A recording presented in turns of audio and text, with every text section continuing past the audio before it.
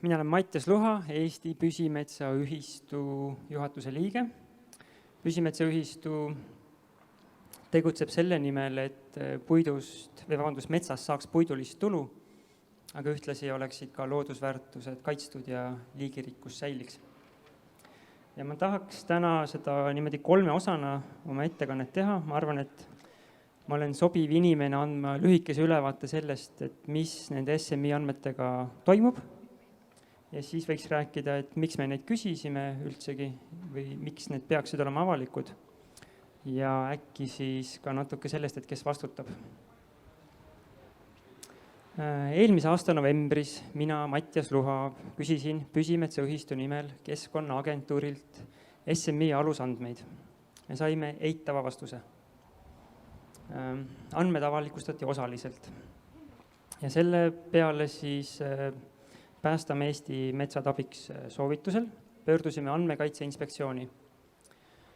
Andmekaitse Inspektsioon vaatas seda olukorda ja leidis, et seadusest tulenevalt ei ole ühtegi põhjust, miks Keskkonnaagentuur ei peaks neid andmeid avalikustama. Ja tegi siis sellekohase ettekirjutuse Keskkonnaametile. Keskkonnaamet sai ettekirjutuse kätte ja sellegipoolest keeldus andmeid avalikustamast. Ja selle peale Andmekaitse Inspektsioon omakorda soovitas Keskkonnaametil siis algatada ametliku juurdluse nende ametnike suhtes, kes selle keelduva otsuse tegid ja ka selles Keskkonnaagentuur keeldus. Ja tänaseks on siis 4 keskkonnaorganisatsiooni, Päästame Eesti Päästame Eesti metsad, Eesti metsa abiks, Keskkonnateabeühendus ja Roheline kogukond pöördunud Tallinna halduskohtusse kaebusega SMI andmete avalikustamiseks. Keskkonnaagentuur omalt poolt on siis palganud Ellex Raidla juristi Martin Triipani ennast esindama seal kohtus. Ja ütleme niimoodi, et siis dokumendid liiguvad, tulemus ilmselt siis mingi aeg tulevikus selgub.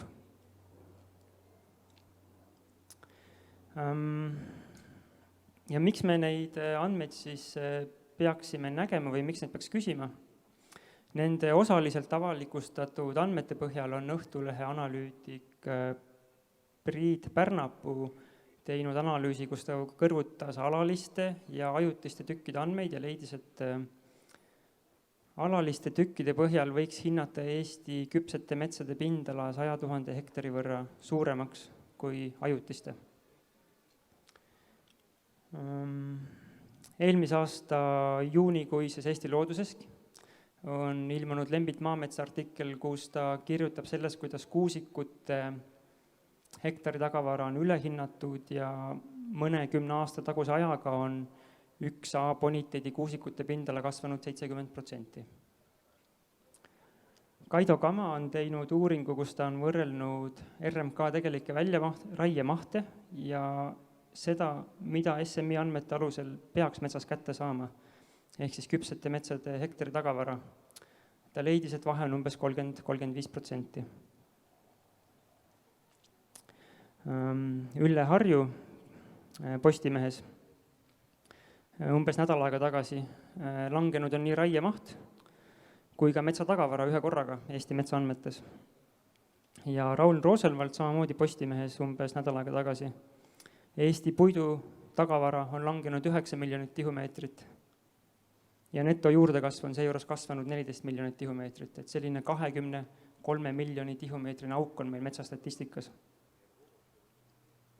Ja kogu selle info juures siis on Keskkonnaagentuuri ja Keskkonnaministeeriumi töötajad Marku Lamp, Kristel Järve, Taivo Tenks, Allan Sims, Madis Raudsaar, Mati Valgepea arvanud, et on väga hea idee kirjutada seaduse muudatusse nõue, et SMI andmed peaksidki jääma salajaseks, ehk et neid ei tohikski avalikustada. Ja Riigikogu Keskkonnakomisjoni liikmed kõik peale sotsiaaldemokraatide Jevgeni Ossinovski arvasid, et on väga hea idee see seaduse muudatus sisse anda. Ehk siis Peeter Ernits EKRE-st, Andres Metsoja Isamaa Liidust Igor Kravtšenko, Natalja Malleus Keskerakonnast ning Heiki Kranich, Timo Suslov ja Yoko Alender Reformierakonnast arvasid, et selline seadusemuudatus on mõistlik sisse anda, mille alusel SMI andmed salastatakse seaduse jõuga. Ja siit, ma arvan, me jõuamegi selle juurde, et kes otsustab, et ma arvan, et me peaksime aru saama, et sellised otsused ei sünni anonüümselt, et see ei ole niimoodi, et Keskkonnaagentuur teeb ettepaneku ja Keskkonnakomisjon kiidab heaks, vaid ikkagi needsamad konkreetsed inimesed kirjutavad selle ettepaneku ja Keskkonnakomisjoni liikmed kiidavad selle heaks. Ehk siis need nimed, kes ma siin ette lugesin, ma loodan, et need jäävad teile meelde ja ma loodan, et ma ei teagi, mida ma loodan, kui päris aus olla. Ma loodan, et noored siis teavad, et need on need inimesed, kes varastavad teie arvelt teie tulevikku. Aitäh!